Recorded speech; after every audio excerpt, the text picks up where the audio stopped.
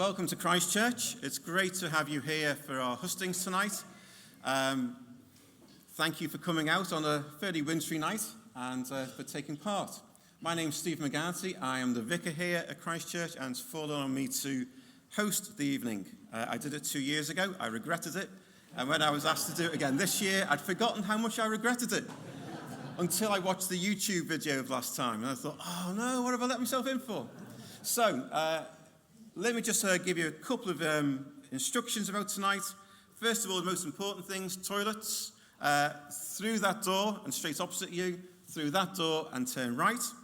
So there's ladies and gents on both sides if you need them. Fire escapes, because there are a lot of people here tonight. We're not expecting a fire, are we?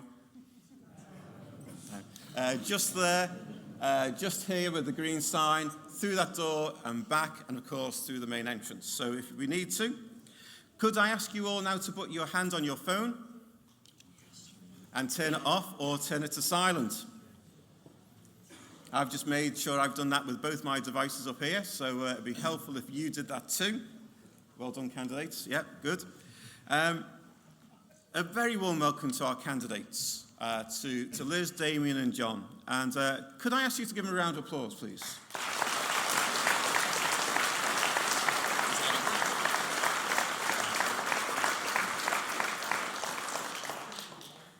You know, regardless of your political persuasion, I think we should admire anyone who stands for MP, you know, because currently the climate isn't healthy and all MPs are open to abuse of all sorts of kinds. And so can I just offer my admiration to all three of you for putting yourselves forward in this way. On that, I'm going to ask you all to be civil tonight. And you can do that, can't you? I know things get passionate around politics, but this isn't question time. This is Southport. So let's be civil tonight. Let's show respect to people. We had a huge number of questions, more so than the last time we did this, probably more than double. So we had well over 50 questions that we have reduced considerably. We've merged some questions. We just didn't use some questions, unfortunately. And if your question comes up, you may feel that we have doctored it in some way. Yes, we have, simply either to shorten it or to take out party political points. We had some questions that were more like party political broadcasts rather than questions, so we haven't gone with that. We've tried to make the questions as fair as possible with those that were submitted. We have asked the public to submit them. We haven't added to that at all, even though there are some areas within political life that aren't being discussed tonight because no one put questions forward in those areas. It's plain as simple as that.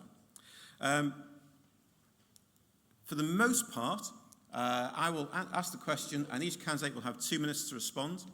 For the early part of tonight, I will take 1 or 2 questions in response to that from the floor, and then the candidates will have a minute to respond to that question. So we're going to try and keep it moving fairly quickly. Is that okay? The more you cheer, clap, jeer, and that will slow things down. So I would ask you to kind of refrain from doing that a little bit. The only difference to those questions is the first one, which is the B word, Brexit, we're going to do slightly differently. Okay, so that'll become clear as you see the questions that come forward. Just one comment. Some of the questions were, it's quite clear there's a different tone to the questions this year as compared to 2 years ago. Far more acerbic. And I think that reflects some of the political debate that's gone on recently. And that's why I'm asking you to be civil tonight and to not enter into that kind of tone. It'd be nice to have a proper debate instead of resorting to abuse or jeering and those kind of things. Is that okay, guys? We all happy with that? Great, thank you. So we're going to begin by asking each of our candidates to just share something about themselves and what they stand for. They've got 2 minutes to do this, and I'm simply going to start at this end of the table. So, Liz, I'm going to hand over to you. Thank you, Steve. Good evening, everyone. I'm Liz Savage, Labour's parliamentary candidate for Southport, Thank you all so much for coming out this evening. 9 years ago, I had never heard of a food bank. Yet in the past 6 months, 820,000 food parcels were given out by the Trussell Trust alone. Meanwhile, almost every service in Sefton has been impacted by £270 million worth of cuts to the council. This decade, we've seen our health service deteriorate as it faces a recruitment and retention problem. We are over 100,000 health service personnel short nationally. In Southport, our local hospitals are £30 million short of funds, according to their last chief executive. And now we face the terrifying prospect that the NHS might be slowly carved up and sold off, and a Tory manifesto that just promises to find a solution to the crisis of social care for older and vulnerable people without any indication of how or when. The Tory and Lib Dem MPs have failed our town, and they've voted for these cuts, which have also led to cuts in our police and vulnerable people afraid to go out at night. In contrast, I've been actively campaigning for a walk-in centre for Southport Hospital, so our overstretched A&E service isn't under so much pressure. I led a national campaign to demand the restoration of nursing bursaries that attracted 60,000 supporters. I worked with local residents fighting to keep Southport Hospital's water therapy pool 10 seconds. for people with conditions such as MS, and we won. Labour has a real vision for this party. We'll properly fund our NHS and devise a serious plan for social care. Southport is my town, its hospital is my hospital, and I will do all I can to fight for both. Thank you, Liz.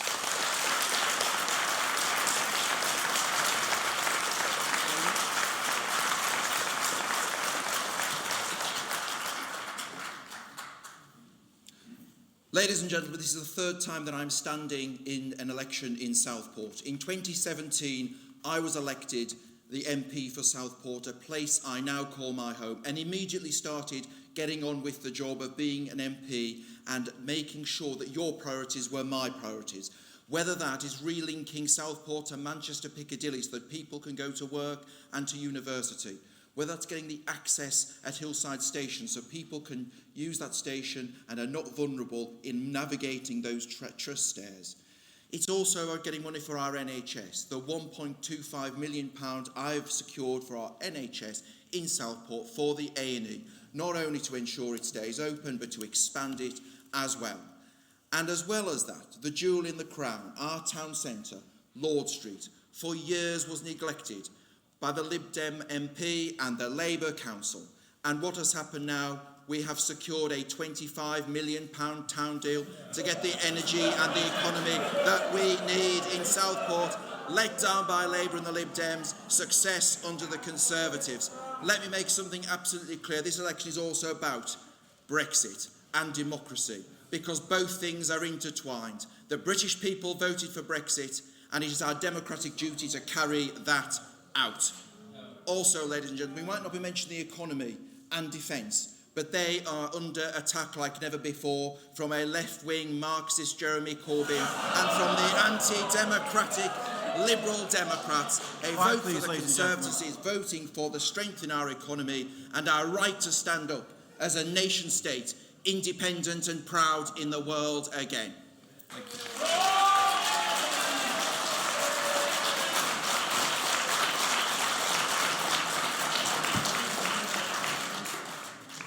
It would be helpful if we didn't clap, laugh or anything else over candidates so that we hear what they say.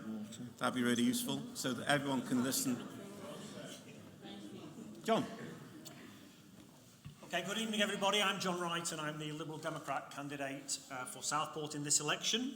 And just to reiterate what Steve said and the plea he made in his introduction, we're all here hopefully to listen tonight, to put our questions, to get honest answers. It would be good if we could do that in a civil way. So I've been a teacher all my career. I finished up as a college principal. Along the way I spent 10 years teaching in prisons, and I've spent my life in public service, and my career has been about trying to help people to make their lives better. And I actually think that's what MPs should be here for. The job of an MP is to make the life of his or her constituents better. Now, that can be by helping them as individuals, or it can be by supporting the local community, and by the work that they do in Parliament to ensure that the policies and programmes adopted by governments are there to serve people and to make their lives better. So tonight, I hope, and I know you're going to get the opportunity to ask questions on a series of issues. We've already mentioned the B word too many times, and I know we're going to open up with that in a couple of minutes, but you know, this is what makes this election so important, and it's been said a number of times, but you know, it's worth saying again. This is probably the most important election most of us will take part in the rest of our lives, in all of our lives, because it's going to shape this country for decades to come. And if Boris Johnson gets his way, Britain will be weaker, Britain will be poorer, and the distribution of wealth and power will continue to be as unequal as it has been for far too long already. That is not a vision that we Liberal Democrats share. So I hope we're going to be able to... 10 seconds, John. Okay, I hope we're going to be able to put the issue of Brexit to bed, but also to examine the party's programmes, to talk about the issues for Southport, and also to talk about what sort of MP you want. So I look forward to taking your questions. Thank you, John.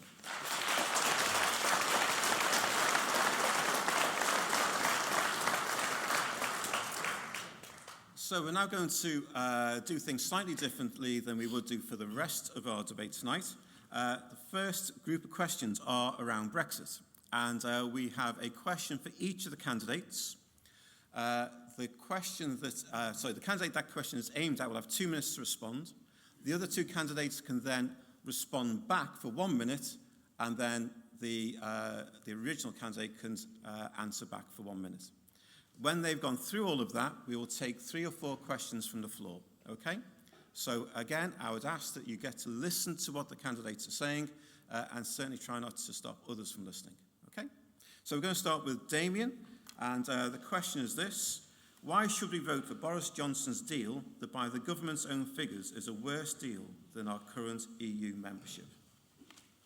Well, first of all, members of Parliament have already voted for Boris Johnson's deal in Parliament, and it won with a majority of 30. So already members of different parties have accepted that deal.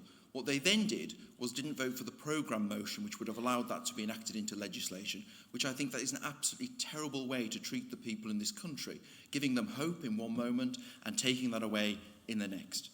Now, before we had the referendum on Europe, David Cameron was going to go over to Europe and ask them if we could have a number of concessions. He did, he failed.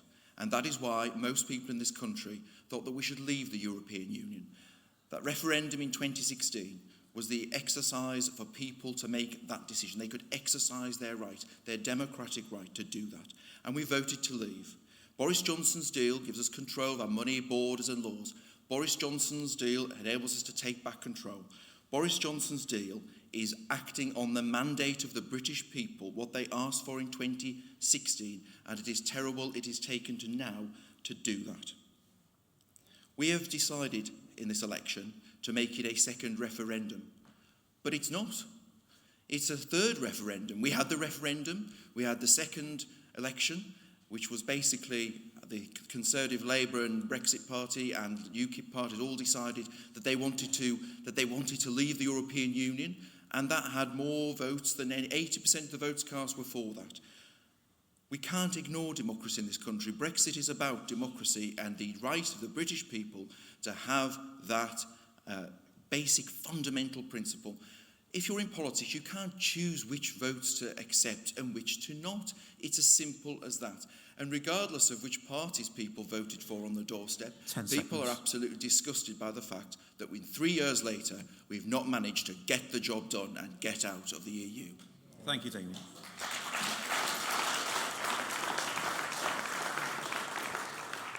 John, would you like to respond for 1 minute, please? Just a couple of things to pick up there from Damien's comments. I mean, he said that we should be setting about implementing what the British people asked for in 2016. There have been so many opinions on what the British people asked for in 2016 that it's it's not surprising that Parliament has struggled to deliver that for the British people. Were the British people in 2016 asking for a border down the Irish Sea? Were the British people in 2016 asking for Britain to be poorer? Were they asking for our public services to be underfunded? I mean, I don't think so. I don't think that's what the British people are asking for. And I think the other thing, about 3 years to get this done, most of that time has been taken up by Tory infighting. It took Theresa May almost all of that time to bring her first deal back. Then we had MPs like Damien, 1 minute voting for the deal, then voting against. No wonder it's taken so long, because the Conservative Party have made an absolute hash of this, and it's only right now that we've got a deal in front of us that it goes back to the British people for them to have the final say. Thank you, John.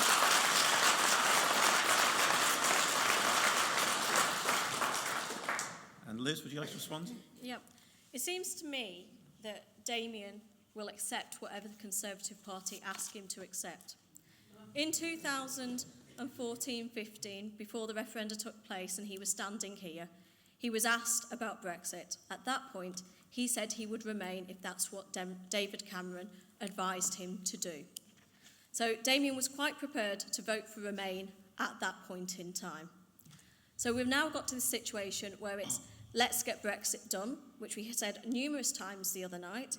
And I'd like to ask Damien, what does let's get Brexit done actually mean? Will it happen overnight? What will be put in place to protect things such as our NHS? How are we going to be ensured that the NHS won't be sold off piecemeal to American companies? How will we ensure that my friend's daughter actually has the medication that's going to keep her alive? Because the Yellowhammer report said it wouldn't actually be there. So please reassure people that the medication that they require is going to be available under Boris Johnson's deal. Thank you, Liz.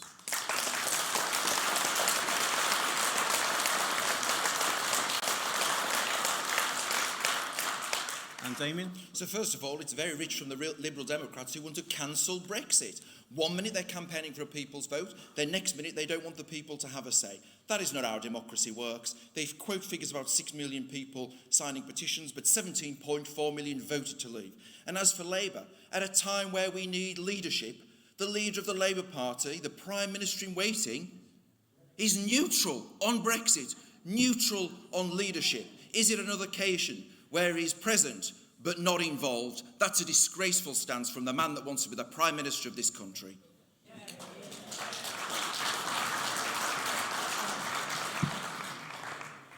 So our next question is to John.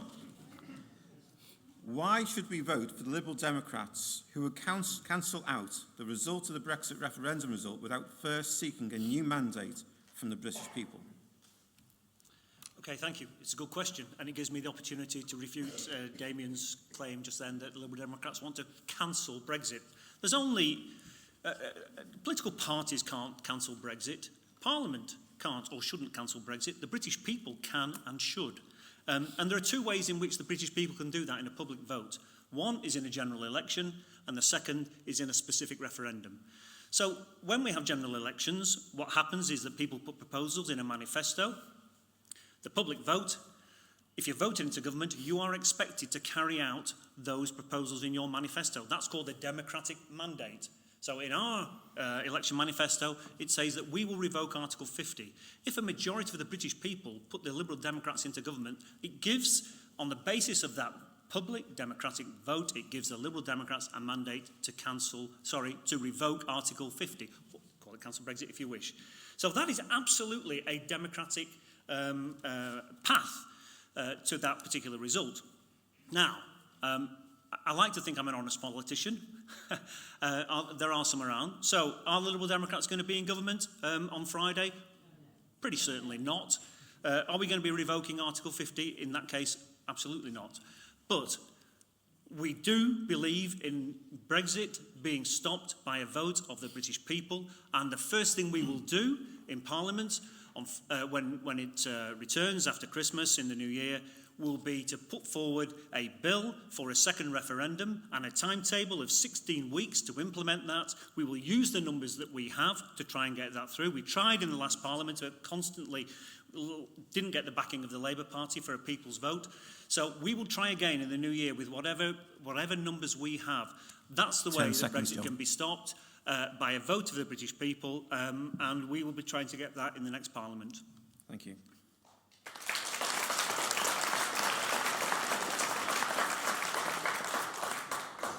Liz, would you like to respond for 1 minute? Well, first of all, I'd like to ask, what is the point of having an Article 50 that you can't, to say that you want to revoke Article 50 when you say that you're never going to get into power to do it anyway? You've already said you won't go into power with Jeremy Corbyn. You've said you won't go into power with Boris Johnson as well. You've sent different letters to different people within the constituency on that one, John. So, I find that a little bit tricky. But you're saying that you won't be in power, but then you'll put this bill forward for a people's vote. What is your people's vote? Is it the same as the Labour Party's people's vote, which is to say, here's our Brexit negotiation, do you want this, or do you want to remain? Or are you just going to do a rehash and call it the same as being in a darts match, where it becomes the best of three, leave or remain? Is it going to be the same question as last time, or is it going to be a different question? 10 seconds. Oh, thank you, Liz. Damien. Well, I think there are questions around what question they would ask at that referendum. I think if they ever did get into power, I think there'll be questions who they would allow to vote. Because if they want EU nationals to vote, I think we know that they might have contrived to rig the election in a particular referendum in a particular way. I think also, ladies and gentlemen, and this is a really important point. They talk about standing on a manifesto. But how many of those manifesto commitments that they had in 2010 did they keep when they went into coalition? And as always with the Liberal Democrats, they pick the ones that go down well on the doorstep to talk about, but forget about all the nasty decisions they seem to think that we made in that coalition. John, do you want to respond? Absolutely. Look, this is meat and drink to me. How many of our manifestos did we keep in promises did we keep in 2010? 34 manifesto promises from the Liberal Democrat manifesto in 2010 were seen through in the coalition government by a junior coalition party. Things like equal marriage, the pupil premium, free infant school meals, all delivered by the Liberal Democrats in coalition. We broke one promise. The other parties would have you believe that we broke every promise. Now, as for the Johnson-Corbyn thing and who will we support, we won't support either. If they are forming a minority government, they can get on in minority government. We will use our numbers in Parliament to try to get a people's vote. So there's no inconsistency in the letters that have gone out in this constituency. And as for the Labour Party's version of a people's vote, negotiating a new deal in 3 months, this is a fantasy, a unicorn Brexit deal from the Labour Party. It won't happen. We've got a deal in front of us. It's Boris Johnson's deal. It's terrible. Let's put it to the people with an alternative to remain. And what's more, give people who are most affected by this, EU nationals and 16-year-olds, let them vote in that people's vote.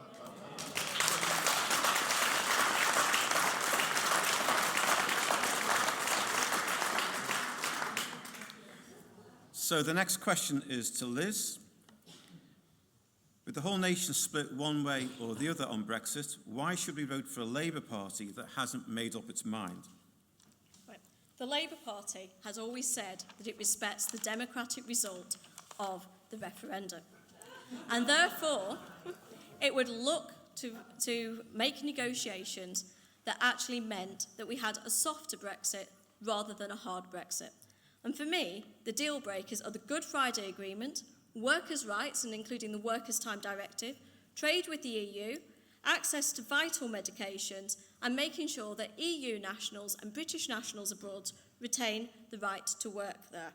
So the Labour Party has always been clear in regards to Brexit and what we stand for. In 2017, I was asked by Southport in Europe, what my views were. And I said at that point that what we needed to do was take it back to the people, but with a clear negotiated settlement so you knew what you were voting for. We were asked to vote on, you talk about unicorns, John, but we were actually asked to vote for something we didn't know what it entailed. What type of Brexit was it going to be? Lots of people didn't know. So we will give you the chance to say this is what Brexit would look like from a Labour Party. Do you want this or do you want to remain? It's quite right and proper that we don't turn around and say when we're going into negotiations, well, actually, do you know what? We're not actually going to vote for it anyway, so it's pointless us going in there. So give us the worst negotiation that you can. We've got to go in there and be sensible, and we're the only ones who are looking to bring the country together. We have got on one side a really strong Brexit, which just means everything's up for discussion later, and doesn't take account of things here and now. And then on the other side, we've got Article 50 being revoked. Thank you, Liz.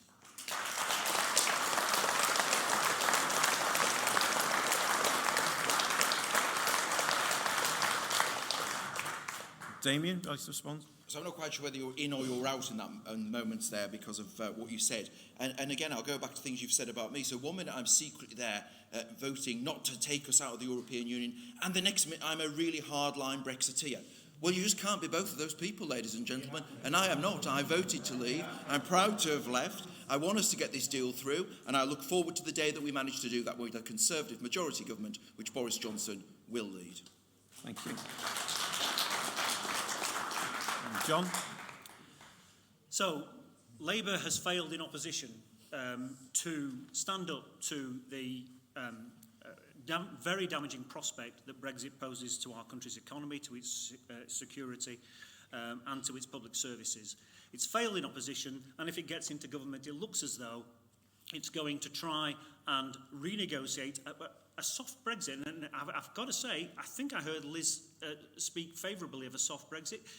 If she's actually coming out in favour of that, then it's the first time that she's actually got to a straight position on this, because at last week's hustings at the synagogue, when she was asked this question, she said she could not confirm whether she would either campaign to remain in a second referendum, or whether she would leave. There is an absolute failure of leadership on this from the Labour Party, and there's a failure of leadership from Liz as well. Actually, 10 seconds. Although we are diametrically opposed to each other, I think you're pretty clear where Damien and I stand on this. I'm still not clear where Liz stands on this. We want leadership on this from the Labour Party. We want leadership from someone who would Time, John. to be our MP.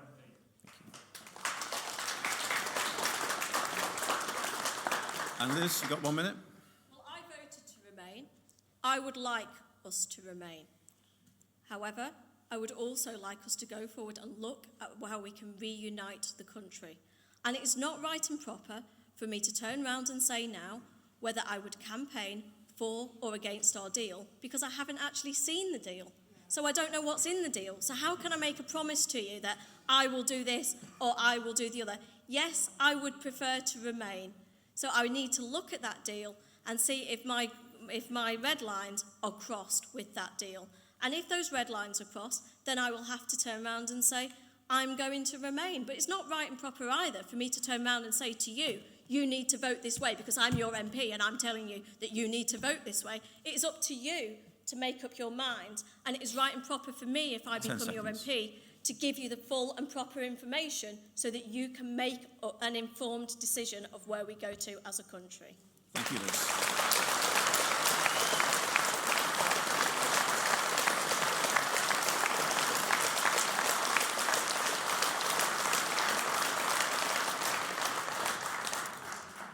Okay, we're going to open this to the floor for probably a maximum of 3 questions. We've got microphones that will go around so we can hear the question properly. If you have a question, put your hand in the air. Please do not shout out. There's a gentleman at the back there. John, would you like to go to him? Thank you. Thank you. I'd like to ask, assuming we return the Conservatives and we get into the negotiations about the future status of our trading with Europe and whoever else, how you resolve the issue that if you want to trade with Europe to anything like the degree that we do now, you're going to have to accept a regulatory regime which will not be compatible with the one that the US would expect. Very simply, they're just not you could not run one alongside the other, it seems to me. And if we then say, well, okay, we'll go with the US, I don't think we could get anywhere near the level of trade that we do with Europe now, and we would kill several very important industries, agriculture and fisheries being amongst them. Thank you very much. Tell me what you thought. Great. Could we go with Liz, please? 1 minute each on this one, okay? I don't think I need a minute each, actually, on this one. I think you're right. I don't think you can operate 2 different regulatory regime. So that's why we need to be making an agreement to begin with and move forward there. I don't see how we can work in that way. Okay, thank you, Liz. Damien? Well, we are quite confident that we'll get a trade deal in 2020, zero quota, zero tariff. It's already agreed in the political declaration, and I'm quite confident that our partners in Europe will want to do the same. We trade with our European partners in a free and fair way now. They will want to continue to do that in the future. Even some of the smallest economies of Europe, for example, Belgium, we do about £8 billion of trade with them. We are not going to stop trading with them. They are our closest neighbours. But we have decided to make this decision. We will be free to trade with countries around the world. It includes the United States, but as President Trump has already said, he doesn't want to be involved in the NHS. So, ladies and gentlemen, it is a complete fallacy to start pretending. And actually, by the way, some of the drugs that people most want in this country are gained by getting American deals with American companies who can supply these drugs. Thank you, Damien. And John? So I think, if I understood the premise of your question correctly, you're absolutely right. The Conservatives and Labour Party keep talking about, well, the Conservatives talking about getting a free trade agreement on zero tariffs. I think it's highly unlikely. It's certainly unlikely in the time scale that they've put. And the biggest danger here is actually we're going to get to the end of 2020 and crash out with no deal, because Boris Johnson has said that if we haven't got a free trade agreement by the end of 2020, we will leave the EU anyway. And we all know the government's own figures from the Office for Budget Responsibility say that our economy will shrink by 9% if we crash out of the EU with no deal. And I think that's where we're heading. In terms of regulatory alignment, this is what I don't get. If we want close regulatory alignment 10 seconds, John. with the EU, why don't we just stay in the single market where we can actually, and why don't we just stay in the EU where we can actually help to shape the decisions rather than just taking the decisions from the EU? And time. Thank you. Thank you very much. Okay, could, again, questions from, okay, gentleman in a white jumper over there. Hey. Yeah, my question's for Damien. Since the referendum, we've had Theresa May's deal. Now we've got this deal, and we've got Farage going on that it should be no deal. How do you know that the deal you're going to take us out of the EU on is the deal that people voted for? And also, if Labour negotiated a deal that maintains single market access and a higher degree of freedom of movement, would you vote for that deal? Thank you. Damien, do you want to respond to that? Absolutely. So we've already voted for Boris Johnson's deal is the simple point of the matter. And if the Conservatives are elected, they will vote that deal through. In terms of what Labour Party are proposing, which I'm still not quite sure about, and neither are they, I wouldn't be voting for a deal that they would be putting forward. And Liz, do you want to respond? Well, it's a bit difficult. Sorry, I thought that what were you actually doing? No, It was just going I'm to be. giving you all the that chance it was just to going say to be for something. Damien. No, I thought that one was very much aimed at Damien. So, I think that going forward, we do need to make sure that we have those 5 things that I spoke about. So, obviously, I would vote for that. I would not vote for Boris Johnson's deal if we went into. If I was elected on Friday and it turned out that the Labour Party wasn't nationally, there is no way that I would be voting for the deal that's there at the moment. Okay, and John? Well, the simple truth is that there is no deal which is as good as the one that we currently have. The EU may not be a perfect institution, far from it, and a great deal needs to be done to reform it. But any deal on which we leave the EU will leave us poorer and weaker. And that's the position of the Liberal Democrats. That's why we say that the current deal, because we've got a deal on the table now, it's Boris Johnson's terrible deal, but it's there. Let's put it back in the new year to the British people and give them the final say, with the option to remain. Thank you.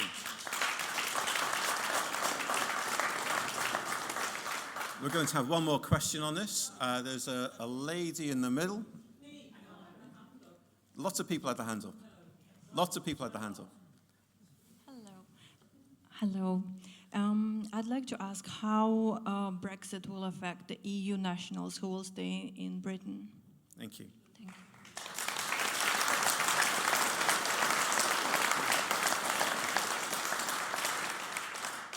And John, do you want to start? Yeah, well, my worry is that it's going to affect EU nationals quite badly. We know already that many EU nationals have felt so unwelcome in this country since the Brexit vote that many of them have left. If you take our health service, which is chronically understaffed in certain areas, we've lost almost 5,000 EU citizens who were nurses or midwives in our NHS, and a further 4,000 from other roles in the NHS. As for the EU nationals that are settled here, well, you're going to be second-class citizens. You will not have the same rights as British citizens, and most importantly, you will not have the right to.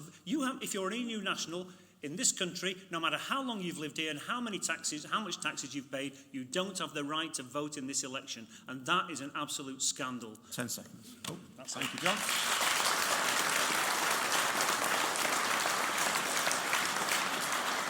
And Damien? Well, first of all, we have said that we will protect EU nationals that are already here. They can apply for British citizenship and they will be able to vote. And there is no other EU country of the main EU countries that allows citizens from other EU countries to vote in their elections at national level either. And we should not have that in this country if it's not there. Liz? I've already stated tonight that one of my red lines is ensuring that EU nationals have the right to stay in Britain. I think what we've seen is a real polarisation of our nation over Brexit, and I think it's extremely sad. It really saddened me last year to find out that my friend's wife's car, she's Hungarian, had actually been left with writing on it. Yeah? Somebody had written in, I think it was in the midst of it, something about Brexit. Yeah? That is not what residents of Southport need. Yeah? Our EU nationals actually help our local economy so much. They do lots of jobs that people don't want to do. They provide valuable jobs to us in the hospital.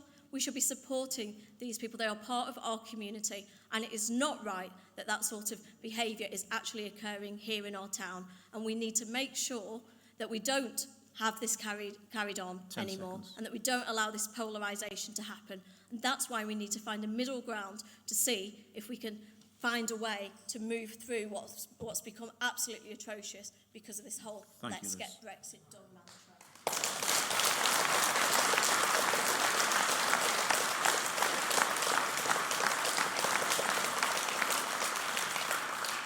We're going to move on to another Brexit-related question. That's a very simple one. How will the UK leaving the EU improve the life chances of my children? Damien, would you like to? Well, as we leave the EU, we will be working hard to strike trade agreements around the world. That will mean that people from different countries will be able to come here, and we will be able to go to different countries. We'll be growing our economy so that we have a strong economy, those highly paid, highly skilled jobs, because we can attract the best investment from around the world. We want to give people opportunities in places further than Europe. If you look at South America, if you look to Asia, people are seeing those economies grow and will overtake the economies of the Western world. And why should our children not have those chances to go to those places, to be employed by those companies and have a successful career and more life chances than they have now? And Liz, would you like to respond? Well, I'm very confused by Damien's answer as to how it actually gives further life chances.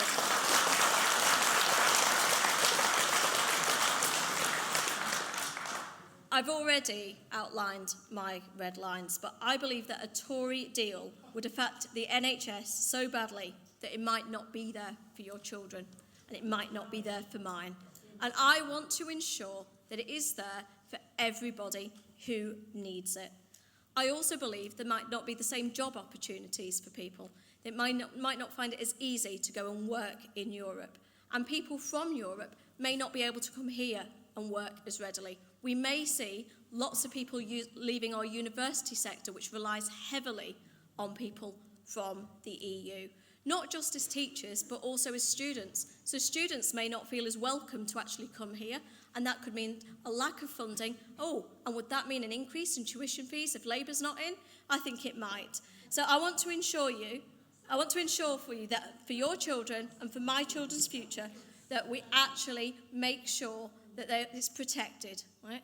I firmly believe that we should be remaining. But if we're not to remain, then we need to ensure that there are certain things that are in place to protect people. Thank you, Liz.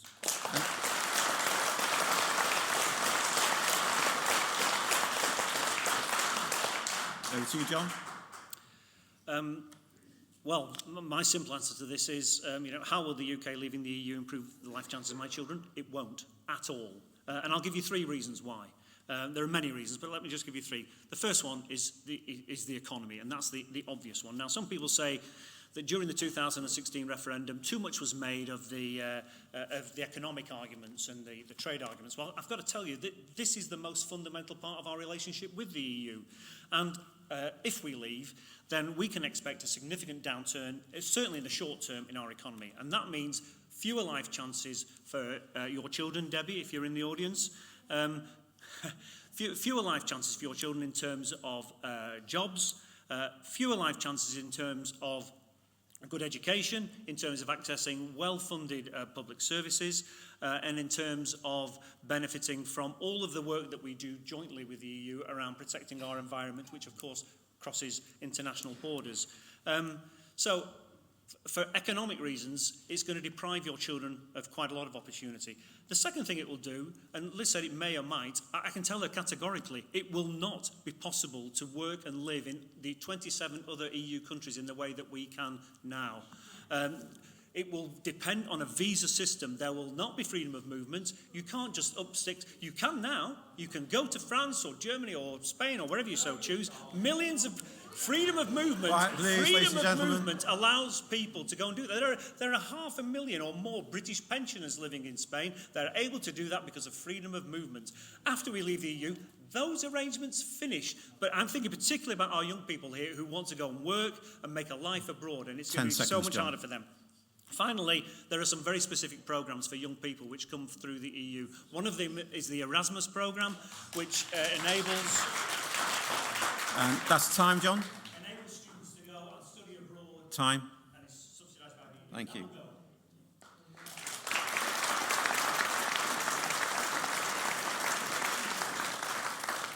We're going to move on from Brexit. Remarkably, out of 50-odd questions, only 3 were on Brexit, which perhaps says something about people's wariness around the whole debate. There's a lot of other questions that we need to get through, so we're going to focus on them, and we're going to take a huge shift in focus. So this is a question that was asked more than 3 times. We've seen a significant increase in people rough sleeping on Lord Street, and the significant differences in day-to-day life for people living with poverty in such a rich town. Can you tell us what you would do to address this? And if you were Southport's MP, how would you reduce social inequality in our town? John, please. Okay, so a couple of weeks ago I was in this church at 11 o'clock at night because I wanted to see for myself what the situation was with rough sleeping in the town. So I went out with the Southport street pastors, some of you will know them, a group of volunteers who do fantastic work in the community here. They go out each month and they provide help and support and advice to people who are on the streets of Southport, rough sleepers, homeless, but not just those, young people who've perhaps had a drink too many and lost their friends and needed some help to get home or whatever it may be. So I've seen the problem, and it absolutely is a disgrace that in this day and age, in a wealthy country like this, we have people in those circumstances on the streets of our town. So the Liberal Democrats have said they will do 4 things.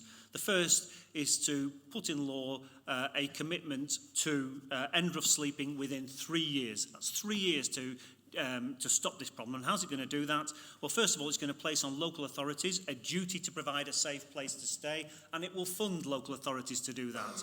So that will become a new duty that councils have to fulfil, to take people off the streets. Secondly, there is the house building programme that we must engage in as a nation if we are to house people of all sorts of different needs, but in particular good quality social housing for people to rent, people who can't afford to buy their own house, and to take people off the streets as well into good quality housing. And finally, the other thing we would do is we would repeal the Vagrancy Act. Now, the Vagrancy Act, some of you may or may not know it, is an old piece of legislation The disgrace of it is that it's used by councils to get people off the streets and, astonishingly, to fine them for being vagrants and beggars. Quite how they're going to pay their fines, I don't know. But a number of councils using this. I mean, Manchester Labour Council is one that springs to mind as using this act disgracefully. We would repeal that and we would stop them using it against people on the streets. Thank you, John.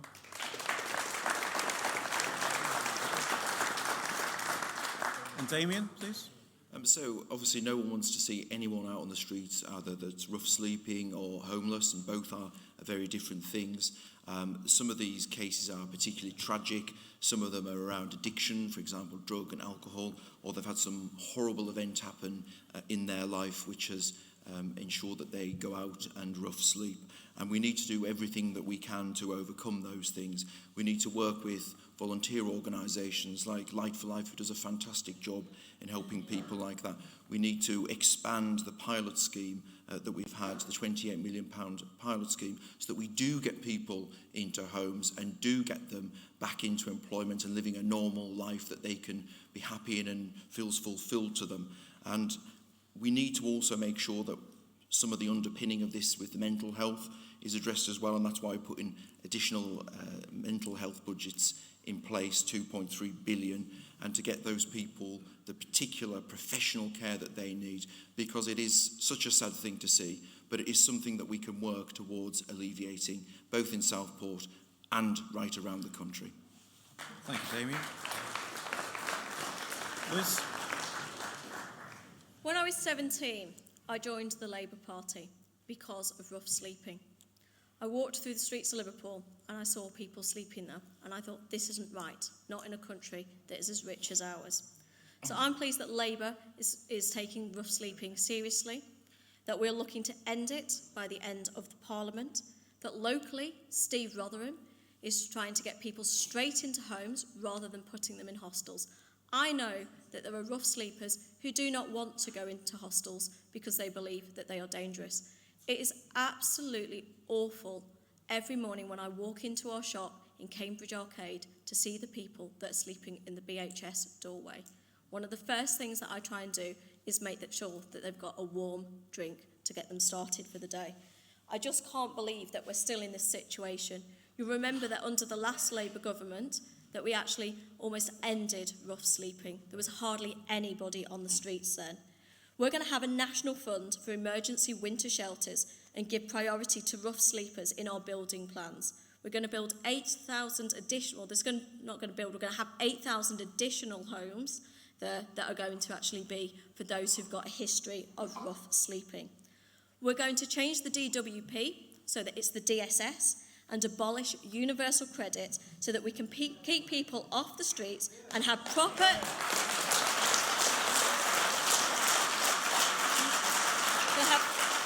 We need proper intervention strategies like we had under the last Labour government to help people, to solve the issues before they need to resort to sleeping rough.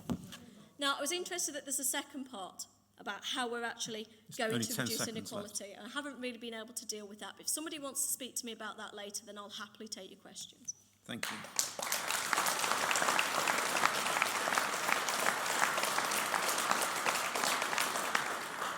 I'll take one question from the floor about rough sleeping, if we've got one.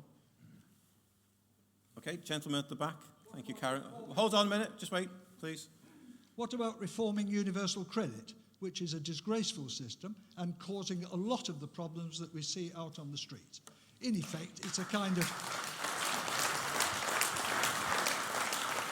What John, universal credit is becoming is a state Sorry, system. could you stop, please? That's enough, thank you. We've got the question, thank you. John, do you want to respond first? There are three major problems with universal credit. One is that it's underfunded, and that stems from the 2015 Tory budget in which they cut 12 billion from welfare, most of which fell on the universal credit system. And in case you don't remember, that was a budget that the Labour Party abstained on, which Liberal Democrats voted against. So don't forget that, people. When the Labour Party preaches about austerity, it abstained on £12 billion worth of welfare cuts in 2015, the effects of which are still being felt now from people who are victims of the universal credit system. That's one thing. So it's underfunded.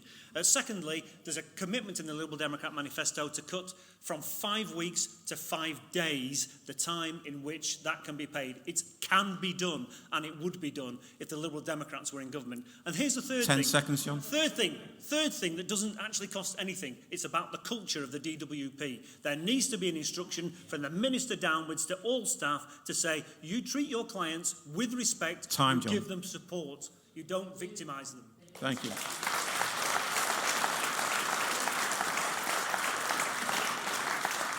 Liz, would you like to go next?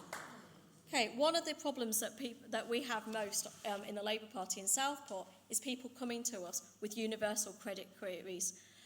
We are going to scrap the universal credit, and it's quite rich to hear from John what he was saying about the Labour Party there, when actually one of the people who said that the proudest thing that the Lib Dems did was they traded plastic bags for bringing in universal credit. To begin with, it was 6 weeks, not 5 weeks. That's got to go, because that is what is causing people to actually sleep rough. And a lot of the problems with universal credit is in relation to those who've got disabilities. We are going to look at the way that people are assessed. We need to get rid of private companies doing that assessment, and we need to make sure that people aren't called back and put under all that stress when they are not going to get better. Some of you will have heard of Kevin Donnellan. He was our candidate in Ainsdale, and he's been in the newspapers all week. He's got no arms and no legs. They are not going to grow back, are they? You know, why is he being assessed all the time?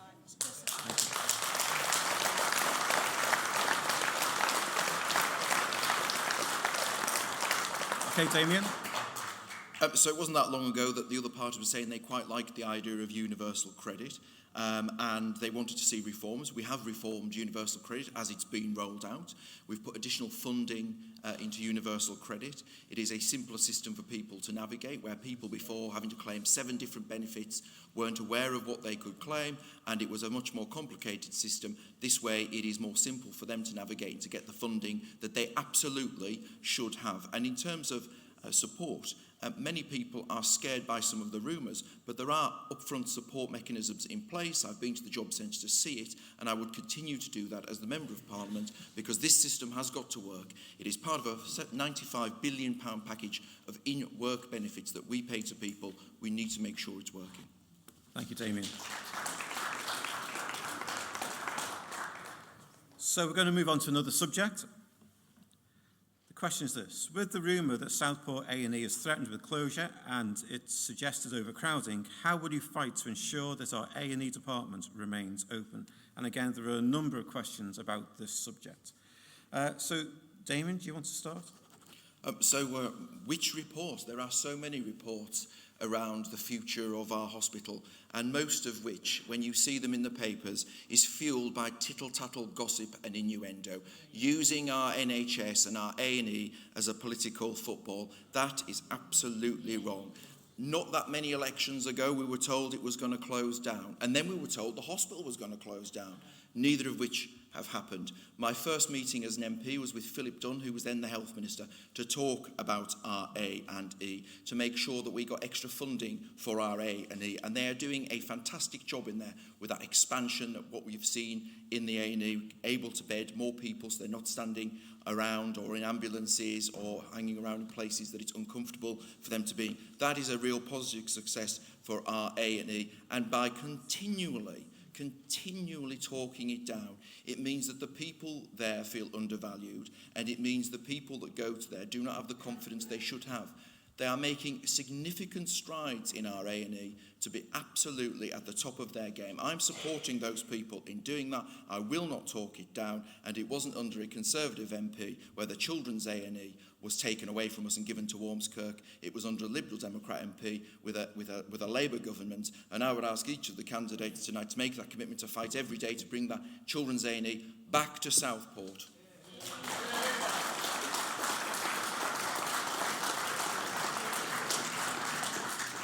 Liz, do you want to go next? So in 2017, we were threatened with closure of the hospital under the STP. That went. Then in 2018, a new chief exec put forward 3 proposals to build a new hospital. One, to make the site a cold site. or 2, to make it a hot site, or 3, to build a new hospital. That has never come out for consultation. What we are looking at is purely rumour at the moment. Until that comes out as consultation, I can't see how it can be more than rumour.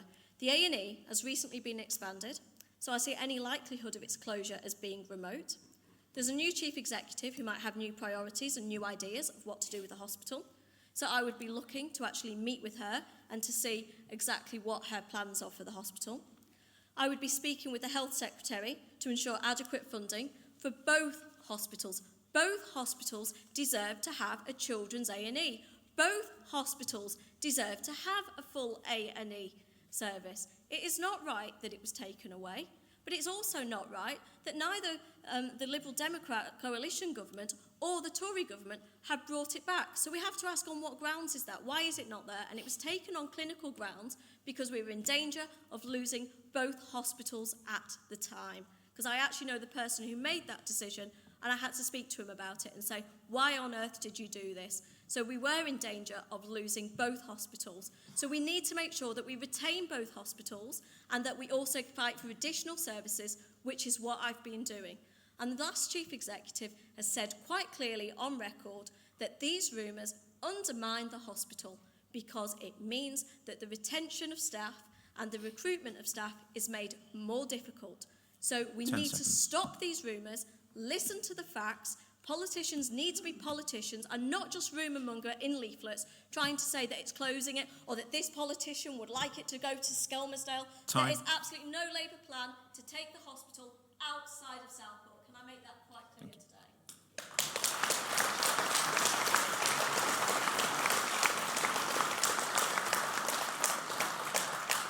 Over to you, John.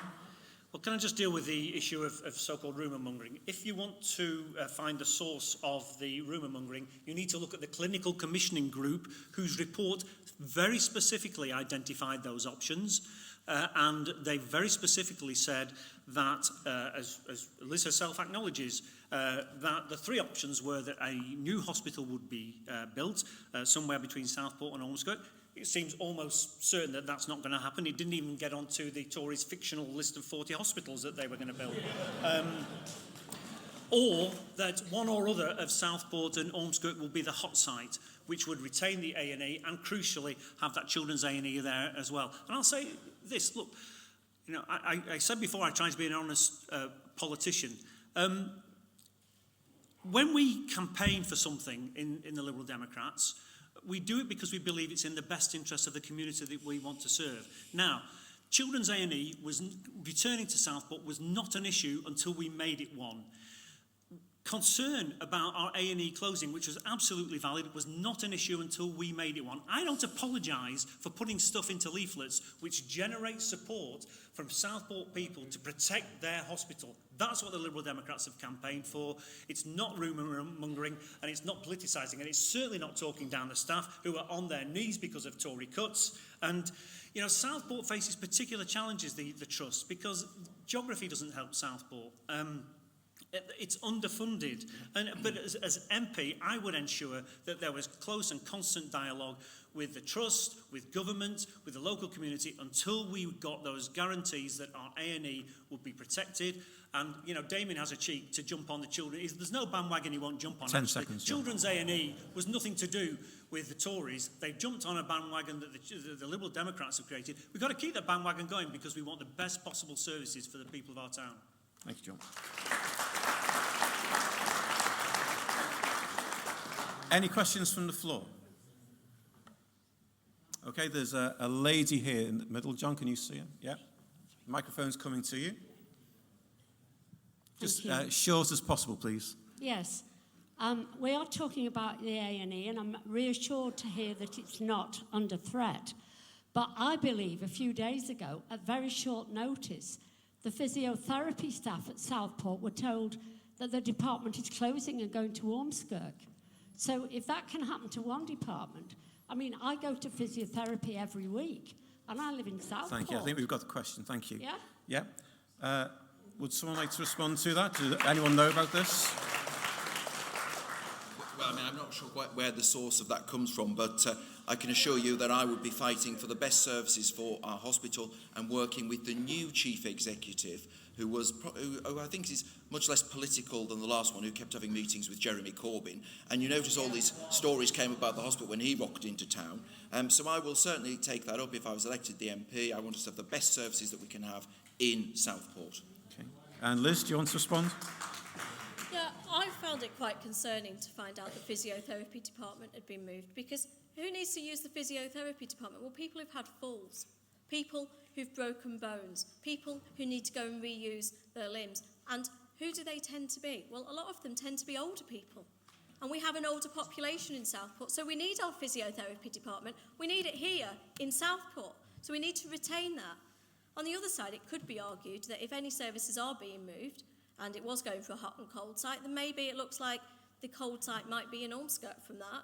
But that was rather concerning to me, that it looked like there was a chance that they might be pushing forward on those old plans by the back door.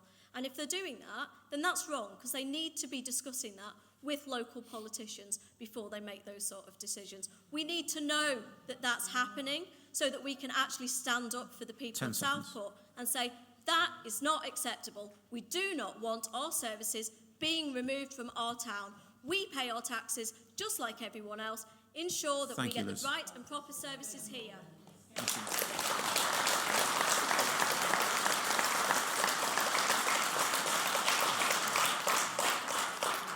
And John?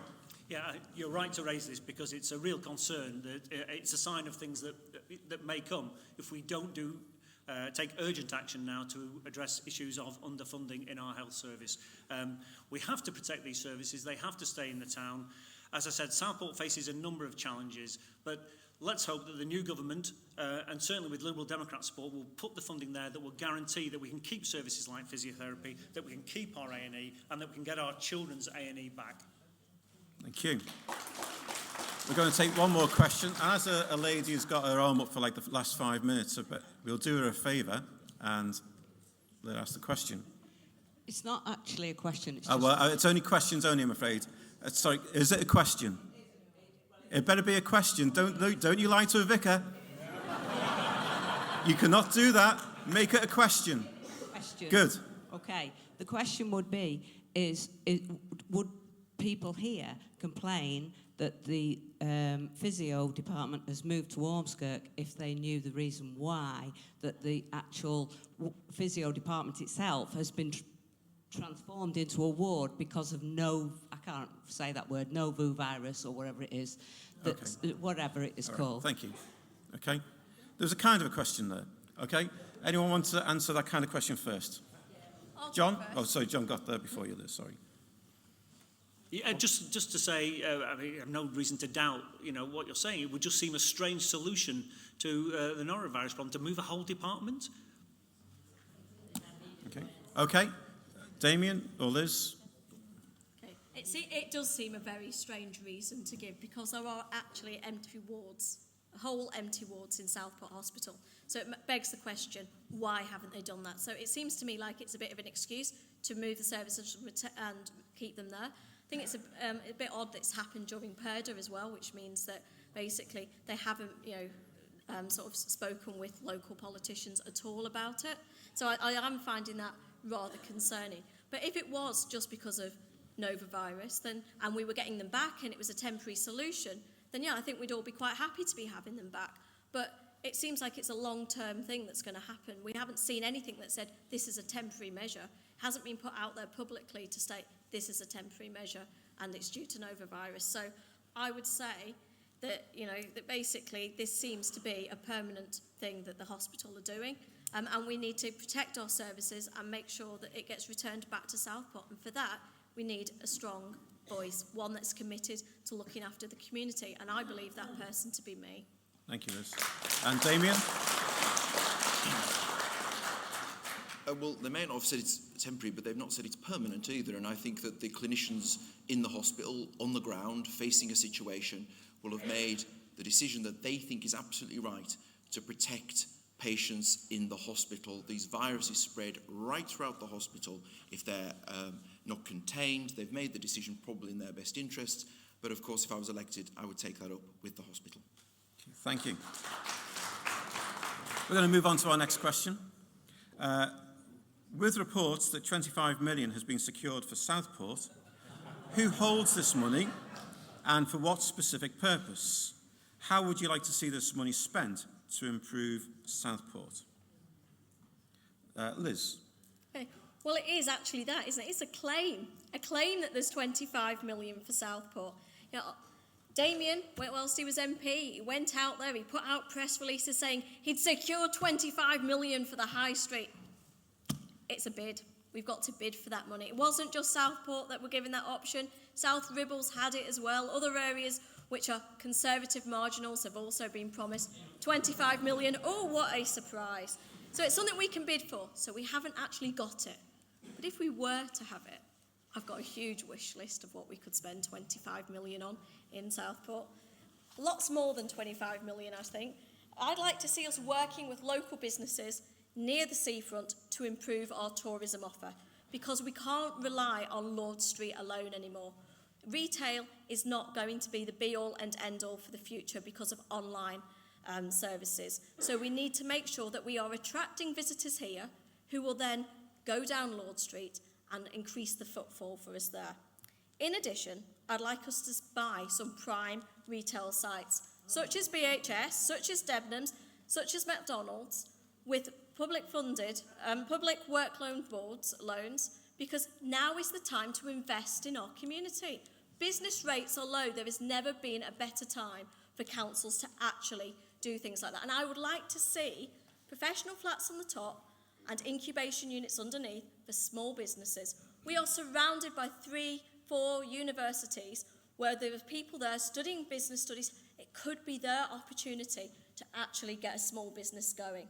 But I'd also like to work with the City Regional Mayor and the owners of the shopping concourse that leads into the train station, because I think that frontage looks absolutely appalling when you first come to Southport. It does not give a good image of the town. So we need to improve that area, we need to get some good lighting in there, and we need to look at the frontage and see what can be done and how we can change, and that's going to cost a lot of money. Thank you, Liz.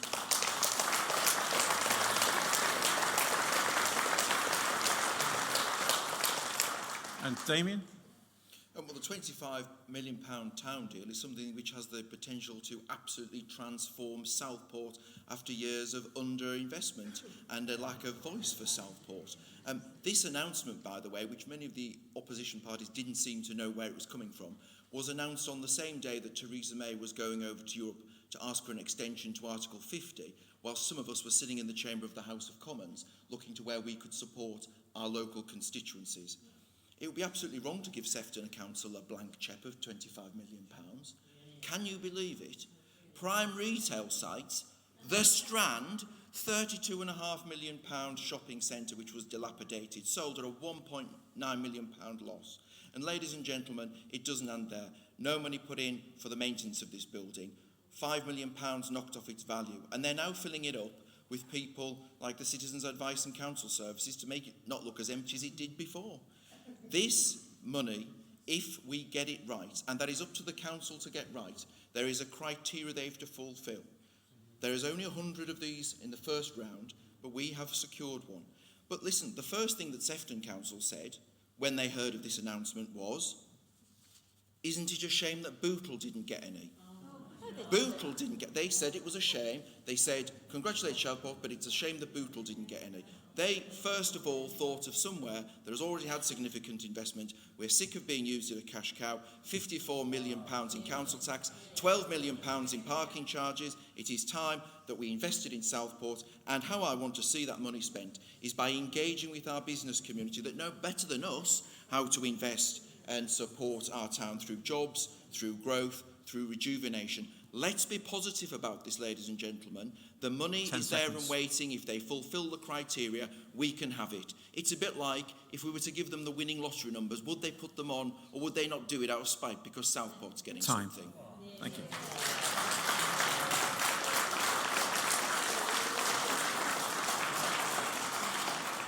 And John? Okay, so the question is about the 25 million, and what I've heard so far from Damien is that it isn't secured. And maybe he would like to just take the opportunity, because I wasn't clear from what he said, to tell us, has Southport got 25 million from the Towns Fund ready and waiting to spend?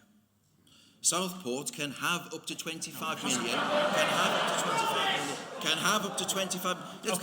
That's because we're positive. And I know it means relying on Sefton Council to put the bid in, but I would work with them to get the 25 million for Southport. It is about making sure that we have secured that opportunity to give us the investment which this town needs, the investment to see Lord Street boom, the investment for jobs, growth and investment, which so many other people obviously don't want to see. Quiet, please. Okay. If we could just look, I gave up half a minute of my answering time because I think this is a really crucial point, and it's also a point about honesty. If you put in a leaflet, I have secured £25 million, then Sir, I'm going to ask you to be quiet. if you put that in a leaflet, then I expect it to be true. It clearly isn't true. What is true is that there is a fund into which we can bid. There is a fund into which we can bid. It is not secured for Southport. Now, let's be honest about it. I hope that a good bid is put in and that we secure 25 million. And my understanding is that it's up to 25 million. The briefing given to the Chief Executive of Sefton Council, to the Leader of the Opposition on the Council, John Pugh, was that we hadn't secured 25 million. So let's be absolutely honest about this. Now, what should we use it for? I mean, Liz is right. There are so many things we could use it for, and I think we're going to go on to talk about... we can't use it for Bootle. I think that's one thing that is clear. We are going to go talk about things that we can do in Southport to help our high street, but 3 things for this fund that Liberal Democrats would do. Very quickly, then. Really quickly. You've got 10 we seconds. would set up a business support fund to enable businesses in Southport to relocate. Just take Debenhams as an example. If we knew that Debenhams was going to close, why couldn't the council act as a broker to enable it to move in to the BHS site on Chapel Street? Things like that are what you should use this fund for. Thank you.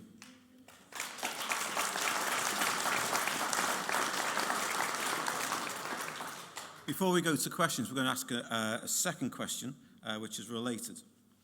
High streets across the country are in decline and facing significant challenges, particularly from online traders and large corporations who often have a privileged position.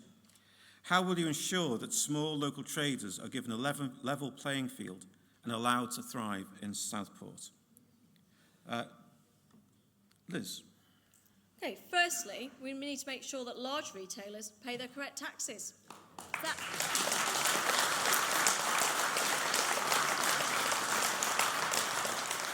It's not right that HMRC come to special deals with special companies, big companies, as to what rates, what taxes they're paying in this country. We've seen this with Amazon, we've seen it with Starbucks, we've seen it with other companies. It is just not right. It does not put things on a level footing for our small businesses. So Labour have come up with a 20-point plan for small businesses. And we're going to review business rates, which is extremely important here in Southport. Business rates are far too high, and yet they are set by national government. And there is actually a sort of rumour that needs to be sort of squashed. It is, whilst they're paid to the local council, that actually set nationally. So we need to deal with that. We're going to have regional investment banks and post offices that will be able to lend, especially to small businesses. But what I think is really important is to take on board the fact that 44% of people in Southport are not earning a real living wage. So the Labour Party is going to increase the minimum wage to £10. That means that people will have more money in their pocket, they will be able to go shopping here, and that will in itself increase our footfall, because we know that people with lower incomes tend to spend money locally. We're also going to have a use it or we'll use it policy on empty buildings. We're looking to having a register of commercial properties and give councils the power to let new businesses move into these premises. 10 seconds. We've also got plans to make public transport cheaper and more accessible. So under 25s will get free bus passes, meaning that they can get into towns easier. And we'll also look at cutting rail fares, meaning that people can travel easily into Southport. Thank you, Liz. Damien? So, ladies and gentlemen, the nature of retail and the shopping environment is changing. More is going online.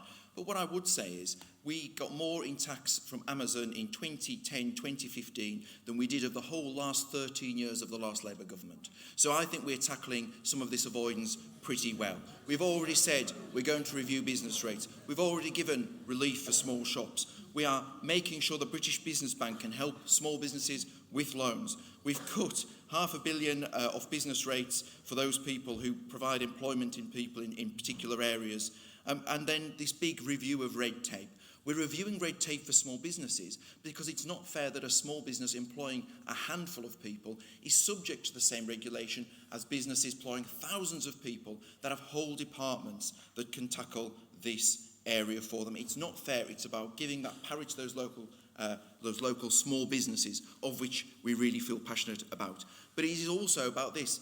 Yes, business rates, ladies and gentlemen, but one of the things that encourages people to come into a town is parking. If it's easy, they'll come. If it's hard, they won't. We've got one of the most draconian parking situations that I've ever known. It's constantly talked about. When you talk about high streets that have free parking or reduced rates of parking are actually thriving. Around the Fylde coast, you can go to Lytham, not one shop closed, the high street's bustling, full of small independent businesses, which is what I want to see in Southport. It's absolutely the right thing to do, so we have a thriving town, completely unique, and we're bringing people in from other places to give them that unique Southport experience in our shopping streets.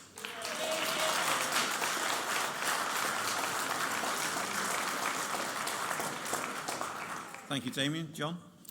Okay, so we can't reverse the trends that have fundamentally changed retail shopping in recent years, so we have to adapt. And I think policymakers, both in government and in local authorities, can do a number of things. In terms of government's role, well, one of the things the Liberal Democrats would do would be to scrap business rates. They are a huge burden on many businesses, and we would replace them with something called a commercial landowner levy, and that would shift the burden of taxation in these premises from the tenant businesses to the commercial landowner, whoever owned the property, because there are many big property companies, many of them based far away from Southport, imposing extortionate rents on these small businesses. And on top of business rates, that makes it impossible for some of these businesses to continue. So business rates, don't tinker with them, get rid of them, place the burden onto those big corporate property owners that are exploiting their position. I think the other thing that government can do, and this is macroeconomics, but, you know, Liz was right about people having more money in their pockets, and this is one of the worries about Brexit. You know, we have to have people with money to spend in their pockets in order for our businesses to survive. So it's the responsibility of government to have a thriving and prosperous economy where people can support their local businesses. And there's a real worry that, you know, we're going to experience more downturn after we leave the EU, and that's bad news for our local businesses here in Southport. Other things that the Liberal Democrats would do in our town, and across seaside resorts in the UK, we would propose to introduce a new tourism strategy to bring more people into the town, and that would include a tourism tax. It's something you see frequently in many European countries, 10 seconds, and it John. will bring extra revenue into the town to spend on infrastructure and so on. Lots more that we can do. We've got to bring more people into the town, particularly from the north of Lancashire, from Preston, reopen the Burscough curves, get a direct train line, bring more people into the town, help businesses. Thank you, John. Thank you. Do we have a question from the floor? There's a young gentleman here. Yeah, just wait for the microphone. No, sir, I was not looking at you. Thanks. I just thought Liz's point was interesting about the fact South Ribble has also been invited to bid for money. And I just want to ask Damien, how do we know that, say, if the Conservatives return nationally but you lose here, we won't just lose the bid because we didn't vote for a Conservative MP? What's the assurance? So there's 25 million is not guaranteed. We've got the point. Yeah. Damien, do you want to answer that? Or anybody else. I will work extremely hard as the MP, not only to secure but to get a really positive business support for this. So the 25 million would be the anchor on which many other businesses would want to put their money in as well. And there were 100 successful applicants. So it's not gone to every town. The offer's not there for everybody. But I would hope that this is one of the few things which is such good news that people would absolutely want to be positive about and work towards attaining. It isn't a party political. It's something that everyone should be proud that we've received. Everyone should be working together to ensure that we fulfil. Okay, thank you, Damien. There's a lady at the back with her hand. Yes, you've just turned your head round. I was pointing to you. Yeah, right round the back. Thank you, Karen. This will be the last question before we move on to another area. Hi, Sure, please. This kind of crossover question. Matt Hancock apparently has given NHS data to Alexa, to Amazon. You might have collected tax from them, but he's now given the data that's collected for the government by the NHS to Alexa, so that it can That's develop. not really about this question. So Well, it is, because Is the thing is that it's to take work I'd rather. from I think that's a pharmacists different issue, and I'm going to pass on that one. Okay. Sorry. Anyone have a question on this specific issue? Let's go to this side. There's a lady here with a grey top on the third row. She has her hands in the air first. If you pass on to landlords the costs instead of business rates, I am in agreement that business rates should go, but all they'll do is raise the rents, and the shopkeepers and the small businesses will be no better off at all. No. Okay. Would someone like to respond to that? Yes, Yes, it's John. Fund policy, and we have thought of that. What Liberal Democrats propose is that rents would be pegged against the rateable value of the property, so we wouldn't allow the big landlords to do that. Because it's an obvious thing, isn't it, that they would seek to pass it on always. And the estimate is that around 94% of our businesses would find that they would have their overall, their overheads reduced by this measure. So I think it's really important that we do that. Okay. Either the other candidates want to comment? Well, I'm not quite sure where they're getting, and John might want to say where they are getting the money from to abolish business rates, and I certainly think we should be looking at reducing business rates so that they are much fairer for all of those small businesses particularly. But if we were to abolish them outright, it is the equivalent of adding 2% onto VAT. So we don't want to hammer people across the board on VAT. We do need to look at this absolutely, but just finding where we get the money from. When you make a spend, you've got to find where the money's coming from. So it's a noble endeavour, but we've got to get the absolute way of finding that we can fund it, because underfunding some of these projects when the projections are made is often quite often what happens when somebody makes the point. Liz, do you want to say anything? I can't see how we can abolish them outright, because we still need to have some revenue coming in. I think it's right and proper that we can start spending that revenue locally. I think it's going to be absolutely brilliant news for Southport, because one of the biggest businesses is the docks in Bootle. So we'll start taking some money from Bootle, shall we? That should go down well in Southport. So we should have business rates coming in from there. So I'm not looking at us actually scrapping them all together. We're looking at reforming them and calling them something different so that people know that it is a change. Thank you, Liz. Let's move on to another question, a different theme. All parties seem to now agree that we must do something to respond to the climate emergency. Could I ask what plans each party has for restoring and managing our woodlands for the future, including their protection from major infrastructure projects like HS2, for example? John.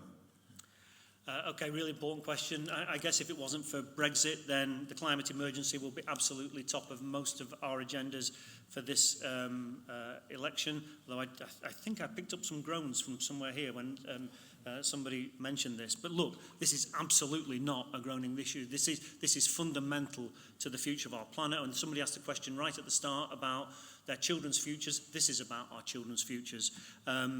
So, what are we going to do about it? Well, the Liberal Democrats have got a detailed plan. This is specifically about, this is specifically about trees, I think. Woodlands, yeah. Yeah, woodlands, and interestingly linked to HS2. But on woodlands, and there's a bit of a Dutch auction going on at the moment between political parties, how many trees can you plant? It's a serious issue, actually, because trees are the lungs of the earth, and we do need to do a great deal more tree planting, not only in this country but across areas that have been gradually deforested over centuries. So the Liberal Democrats will plant 60 million trees a year for the next 5 years. It's absolutely doable. There's a cost attached to it in terms of acquiring land and so on, and that's all been costed into our programme of £18 billion worth of spend over 5 years. And that would be part of a new Nature Act that the Liberal Democrats would produce. And I'll read for you from our manifesto. It would provide legally binding near-term and long-term targets for improving water, air, soil and biodiversity. And, you know, that is absolutely essential, that whoever is in government commits themselves to these sorts of measures. And there is an emergency. We need to take action urgently, and we will do so. As regards HS2, 10 seconds. Yeah, 10 seconds. HS2, Liberal Democrats support it. It's part of an essential infrastructure investment in the country, but what we do have to make sure is that where HS2 disrupts the local environment, that is compensated for in that locality. And Damien, over to you. It's absolutely right that we plant more trees, and I think at a previous hustings, I think the three of us felt pretty guilty about the amount of trees that have been cut down for our leaflets, so we should all commit to planting some trees ourselves to make up for that. It is absolutely vital that if we are to take issues on climate change, that we do plant more trees. It is absolutely devastating, particularly when you see some of these scenes from particularly South America, where there's devastation occurs, where there's trees, and we should help and support those countries as well. Here, yes, we've got the northern forest that we need to make sure we plant more trees into. In terms of HS2, I probably don't agree with you, because I don't really agree with HS2, and I would much prefer to see lines like the Burscough curves and other beaching lines used so that people can get around the north and connect those towns and cities and villages of the north up much better. And I think that at the end of the day, what we've got to say to ourselves is we are not going to tackle this alone as Great Britain. Our carbon footprint is actually very small.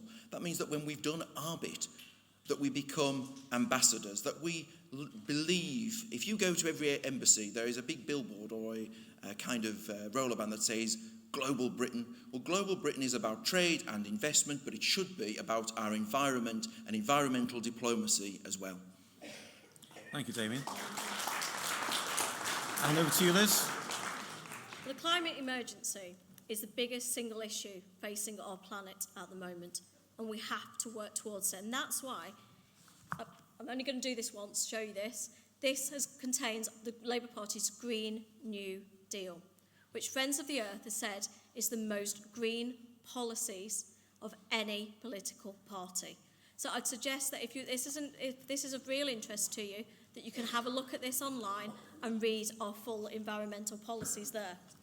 But in regards to trees, when planning routes for HS2, etc., we will include protection for environmental impact, especially for our woodlands. Our projects will inevitably have some environmental impacts, but the benefits of taking cars off the road will hopefully outweigh these when coupled with the 10 new national parks that Labour are going to create, and that they will inevitably have trees in them. And we're going to have our most ambitious tree planting programme of any government. Okay? So we are the only party that has a realistic plan for tackling climate change whilst promoting jobs and growth, and that's called our Green New Deal. So if you really want to find out about our Green New Deal, can I suggest that you have a look at it online, because there is so much in there. Thank you, Liz.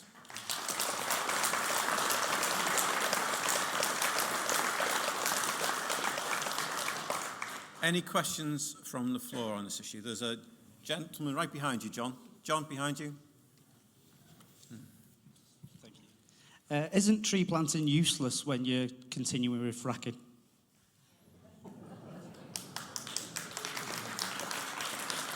Okay, Damien? We aren't. Okay. Anything else, Damien, before we move on? Okay, that's the short answer so far. Great. Liz? I'll answer that. Yeah, it is. It's useless if basically we continue with fracking, we continue to use fossil fuels in the way that we have. Damien says that we're not continuing with it. It's not a ban that the Conservative Party have put on. It's a moratorium that they've put on for the time being. When's that going to end? There's an election, isn't there, on Thursday? Let's see if it ends next month, maybe. Because when Lancashire County Council banned fracking in Lancashire. What happened? The Conservative government overruled them and allowed them to continue with it. That cannot be allowed to happen. We will ban fracking. Elect me as your MP. I will vote to ban fracking. Thank you.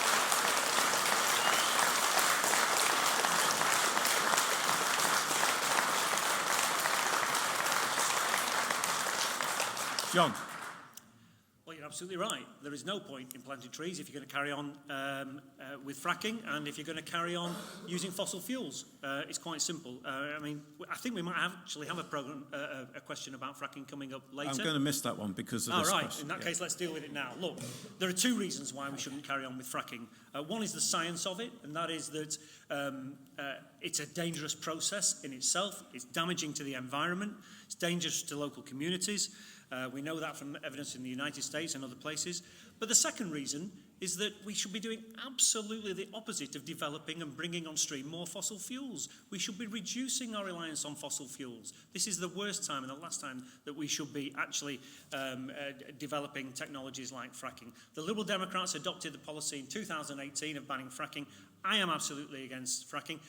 A little while ago, I visited the two nearby sites here, one at Banks and one at Ulker, with Dr. Robin Grayson from Manchester Metropolitan University, who knows the geology of the Northwest better than anybody. That's time, John. He convinced me that what's under the earth should not be disturbed by the fracking process. Ban fracking, and that's what I'll vote for if I'm your MP.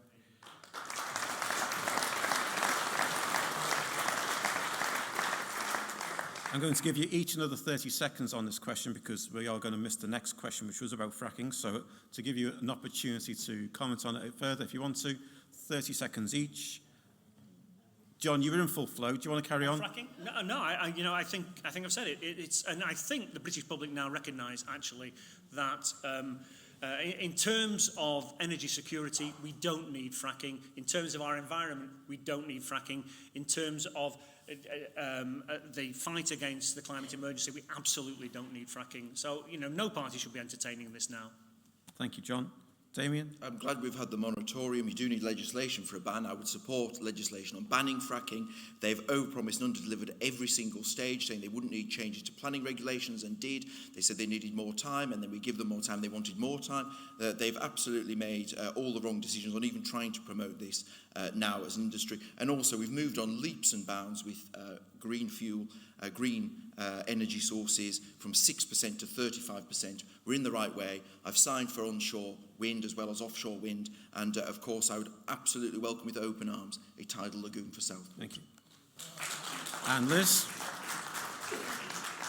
Well, obviously I've said that we'll ban fracking. We need to move towards renewables. One of the things that we've heard about is tidal lagoon in Southport. It's actually not possible. We looked at that in 2017. We rang up and we asked some questions about that, whether it was possible. The tide isn't in far enough and deep enough to allow that to happen. So I support a Mersey tidal lagoon further down the Mersey. I support wind, solar and tidal power, and I'm proud to have belonged to a council that invested in solar power through its council properties. Thank you, Liz.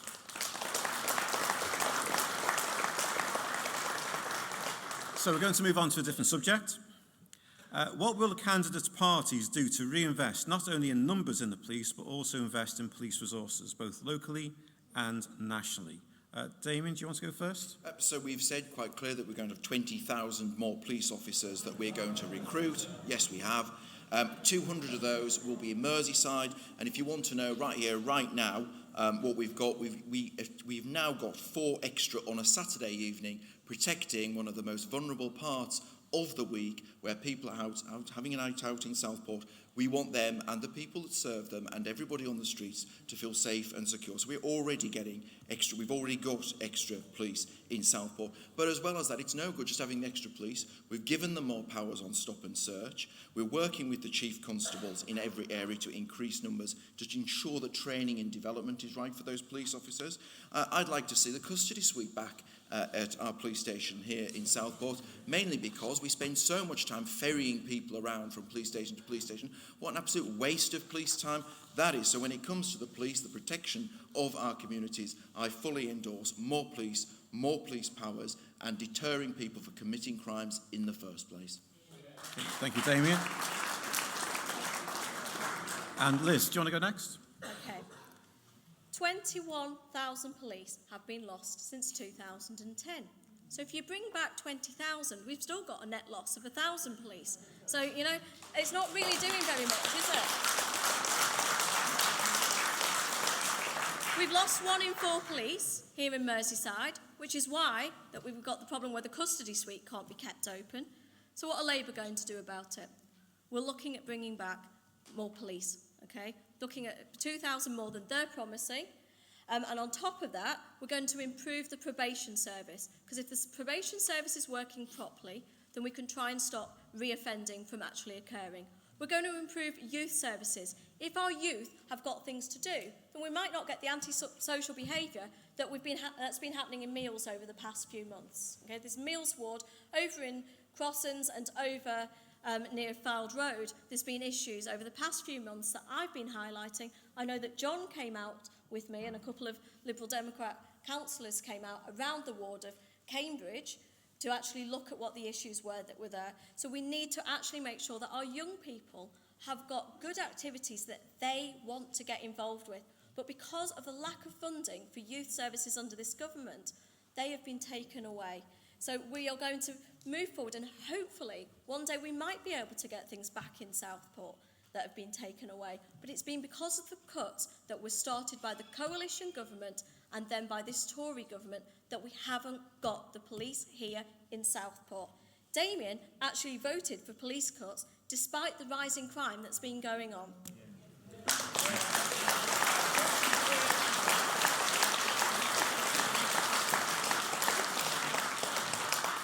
John. So the Liberal Democrats would put an immediate £1 billion into the recruitment of 20,000 police officers. That's £800 million for the actual payment of officers, and another £200 million for training and for investment in resources. So I think that answers the question from Daniel, if he's in the audience tonight. In terms of equivalence, that is the equivalent of 14 new officers for Southport. That's 2 officers per ward in the town. That is a significant investment, and will certainly prove important in terms of reassuring local residents about a police presence on their street. But there are other things that we have to do. One of the things that Liberal Democrats would do in taking from places like the United States, and even close to home in places like Glasgow, is adopt a public health approach to crime, making sure that the police worked much more closely with other agencies, and we've talked about youth services, into which the Liberal Democrats incidentally will put another £500 million. Youth services is absolutely essential for some of this work. So a public health approach to crime is really essential, because you've got to prevent crime as well as solve it. Don't overlook here as well the investment that's needed in mental health services, because there is a very definite link between crime and the mental health issue, and the Liberal Democrats will be putting £11 billion into mental health services. Last thing, we would also scrap the police commissioner role and all the associated apparatus that goes with it, take that money and put it into frontline police services. Thank you, John.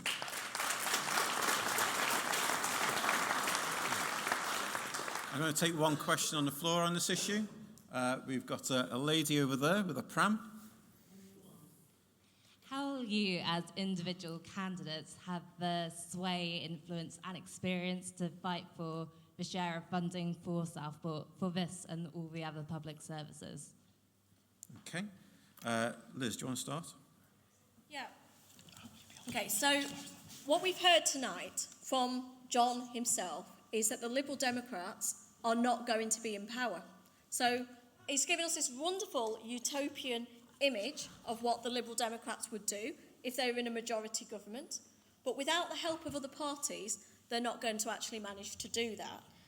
So, £11 billion into mental health is to be applauded. It's a lovely idea, but I can't see how it's going to happen unless you actually have somebody who is in government. So, I have really good links with Sefton Council. I have really good links with Liverpool City Regional Mayor, Steve Rotherham. And by talking to them, then, and with the police and crime commissioners too, I would talk to them and try and make sure that the right funding comes here for Southport. But if I was in government as well, there would be more people that I could speak to ensure that Southport is getting the rightful funding that it deserves. Thank you, Liz. Damien. Well, ladies and gentlemen, it is about support and influence, supporting so that the people are on the ground to be able to do their job, and then influencing to where we need that most. And I think here, where we've got a visitor economy, we've got people coming in and out of town, we do need that heightened police presence, both to protect people in Southport and, of course, our visitors that come as well, because we don't want an upturn in crime. But I would just say this on figures. The spokesperson for the Labour Party on this issue is Diana, but she didn't only get the figures wrong, where I don't know how much they were going to pay police, but it wasn't there. But I would say as well, I don't think people would sleep very well in their beds at night knowing she was running the police force and the security services. So people with diabetes... Quiet, please. And John, over to you. Okay, well, I've got news for Liz. That according to the most recent YouGov poll, of which the Labour Party made quite a great deal locally, Labour are going to lose 50 MPs on Thursday, so it doesn't look like Labour are going to be in government either. In which case, her influence, would be as great as mine. Look, there's a job for individual MPs to do. You don't have to be a member of the government party to get things done. Your job as an MP is to lobby on behalf of your community. It's to meet with ministers. It's to meet with local police chiefs and make the case for what is needed. So if I was your MP, that is what I would do. That's the job of MPs. It's not to represent your party. It's to be there to represent and campaign on behalf of your community. That's what's needed here. That's what's been lacking in the last couple of years. That's what we had when we had good Lib Dem MPs in the town like John Pugh and Ronnie Fern before him. And that's what you'll get from me on Friday. Thank you.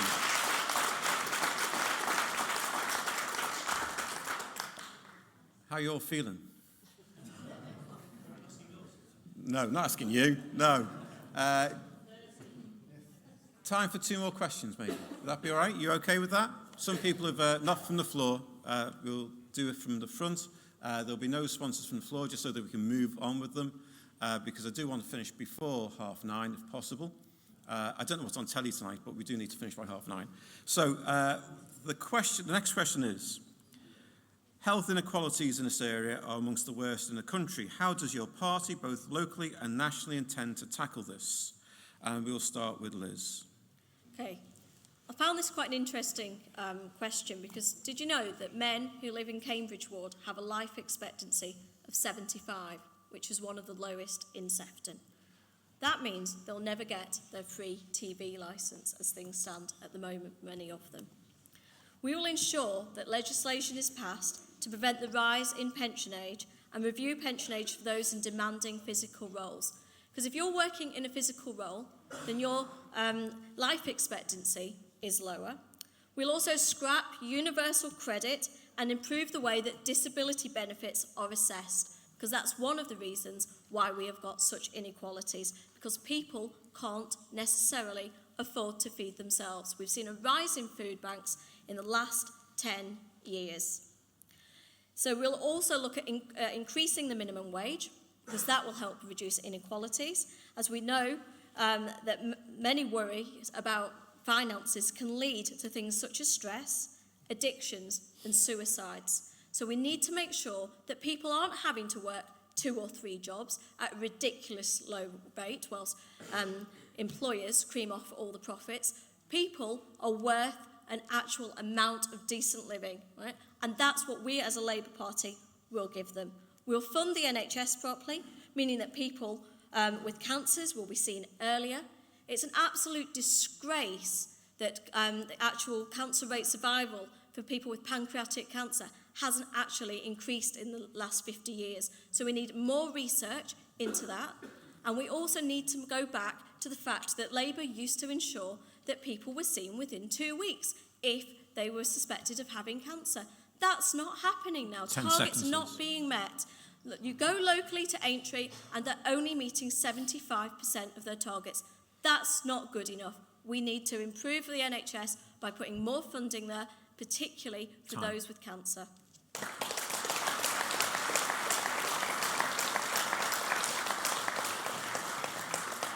John, would you like to go next? Yeah, so this was about health inequalities, and I think you've heard from me already tonight and from other people on the panel that the NHS needs significant more investment, and that's what it will get from the Liberal Democrats, another 35 billion, that's £7 billion per annum, a rise of about 3.8% over the next 5 years. And that's really crucial if some of those health issues, particularly amongst the poorest in our society, are going to be addressed. But it's not just in the NHS, it's in social care, it's in mental health services, as I've said, but also a couple of other very specific things. The Liberal Democrats have come up with something called a Help to Stay Healthy strategy, which is designed to ensure that those services which have responsibility for public health are properly funded, to work with local communities, to work with disadvantaged groups, to work in schools where there is a childhood obesity epidemic. So there has to be a comprehensive public health strategy here. And a couple of other things. The Liberal Democrats are also keen on introducing what's called a national wellbeing strategy, whereby when government departments introduce a new policy, they will be required to assess what impact that will have on the well-being of individuals and communities. So often we just measure things in government in terms of the financial impact, the gross domestic product, how much does it cost, and so on. Well, it's about time we started measuring things a different way, and well-being is one of the ways in which we can measure those things. And then the final thing is, and I don't think I've seen this from other parties, the Liberal Democrats are keen to introduce something called a regional rebalancing fund, which recognises that a lot of resources are skewed towards London and the South East, that the North is so often underlooked, communities like ours so often underlooked. So a £50 billion regional rebalancing fund would go into local services and help to address these sort of health inequalities that we're seeing right now. Thank you, John. And Damien? Well, we have said we would invest £34 billion into our NHS, which is well deserved and well needed. What does that mean here in Southport? Well, the CCG would have a 23.7% cash growth by 2024, which is absolutely vital, which is absolutely needed. But it's also about looking at the resources on the ground, both in the main NHS institutions like our hospital, but also the support services surrounding it.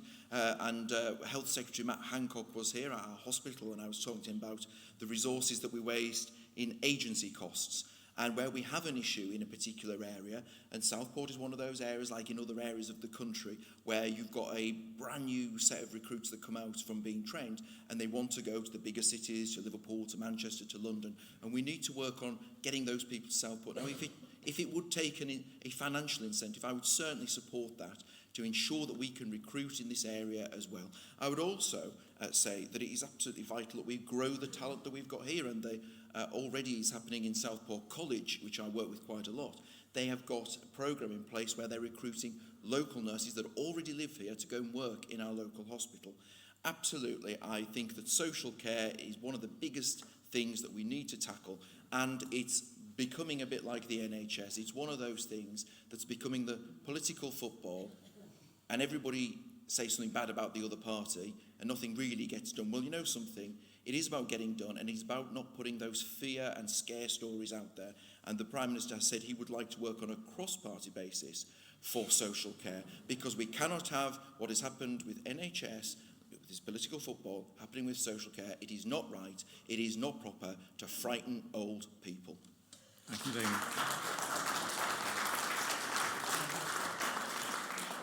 I'm going to move on to a final question.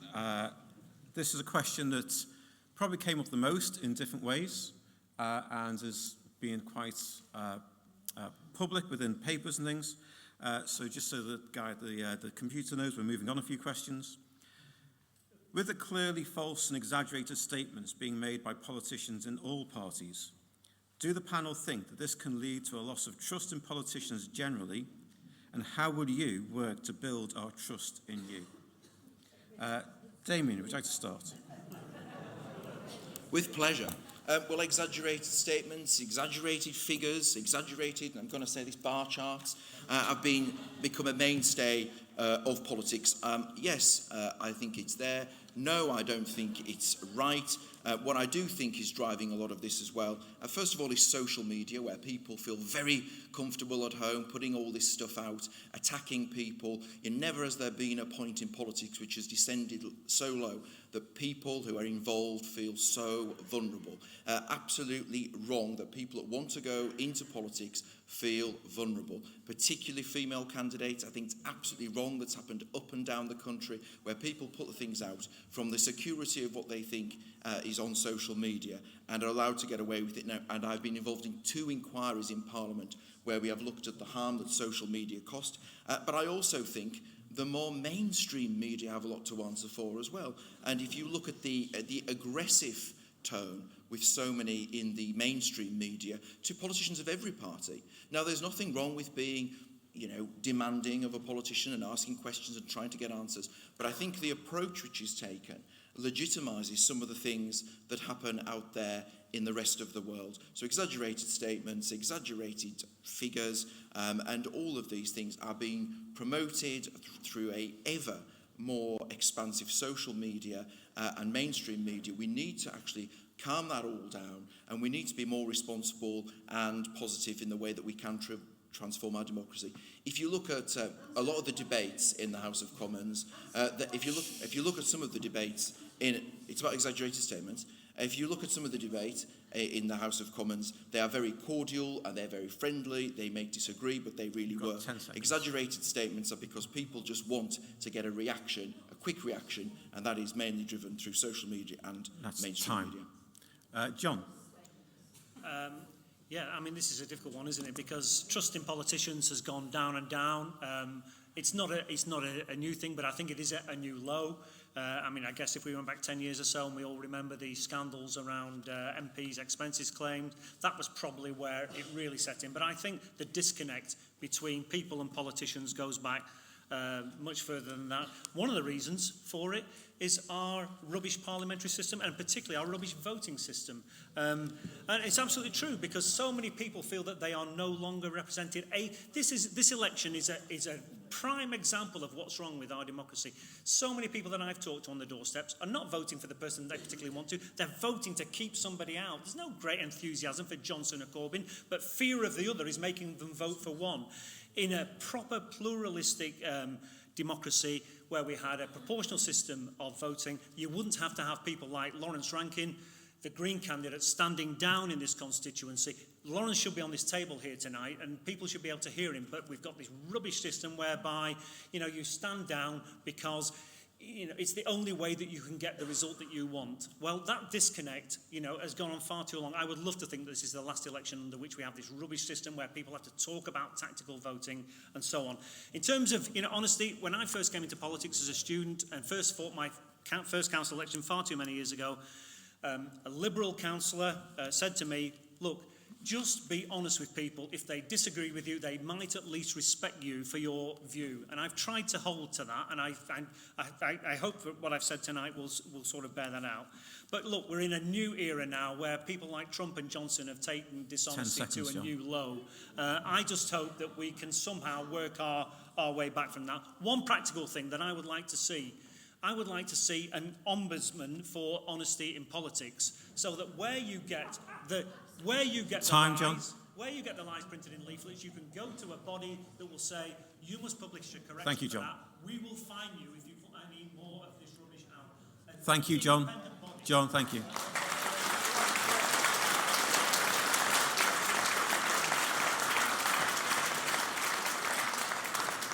And Liz? For many years here in Southport, people were told to vote for the Lib Dems to keep the Tory out. In 2010, after people had voted for the Lib Dems to keep the Tory out, they put the Tories into government. And that's why I believe that the Labour vote increased in 2015 and again in 2017. So I really think it's a bit rich for him to talk about tactical voting in the way that he has. And incidentally, all 4 major tactical vote sites are now saying vote Labour on them. But for 5 years, I have worked really hard in Southport with no pay or recompense. I believe that there are people that have come to me to help with their issues because I already have the trust of some of the people here. And I would work to rebuild that trust, to keep building on that trust by getting involved in local issues, putting Southport first, not just being a yes woman to the party, actually standing up to them, which I have done. I have been to see the leader of the council numerous times. I have sent messages through and said, look, I don't think the right thing's happening here. What can we do about it? So I ask you to judge me on my record. I've been careful to ensure that bar charts that we have put out have been correct and accurate. They have been based on actual election results. They haven't been based on polling data that's going around or the latest poll or this could happen if this happened or that happened. You know, what if? It hasn't been a whataboutery bar chart. It's been factually correct of what the 2017 election was about. So I will continue to ensure that my campaigns and campaign material are positive. Thank you.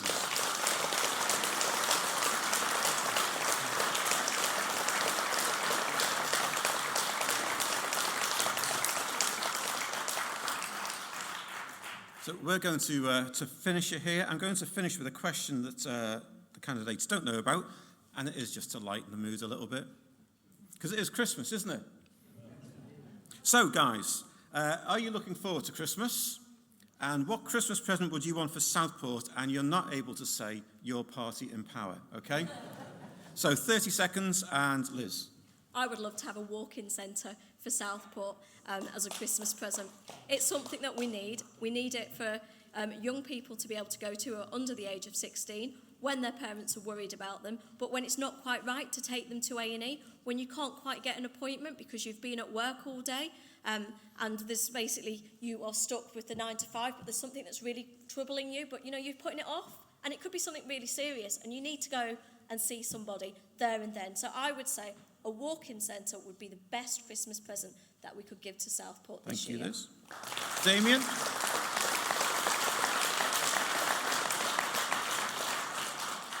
I want to see Southport regain its thriving economy, its absolutely glittering Lord Street, the feeling of civic pride that people have when they walk down it, the thing which is the envy of all of our visitors, and making sure that those businesses are full, that they employ people locally who are happy to work in our town, who then generate the income by which all of the public services that we rely on. Not fitting up and ready yet. Yes. Quiet, please.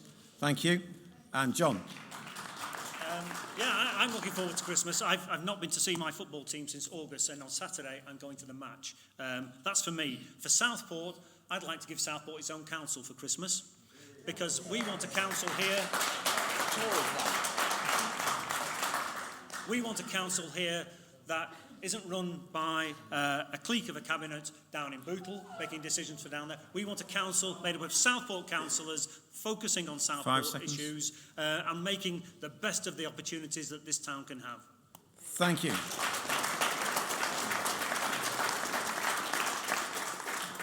Ladies and gentlemen, could I ask you to show your appreciation to the candidates, please?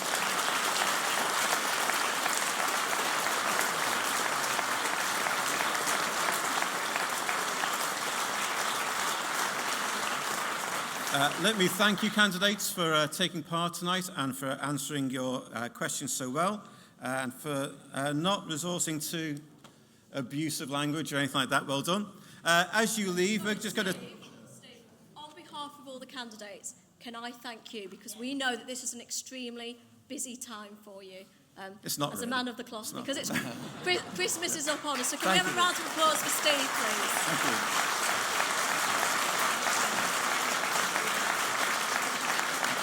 That gives me a nice little segue into what I'm going to say next. As you leave, we're just going to take advantage of you and give you a Christmas invite to our services. If you don't want one, don't take one. If you'd like to come over Christmas, we would love to see you. So there as you leave. So please have a safe journey home and have a fantastic Christmas.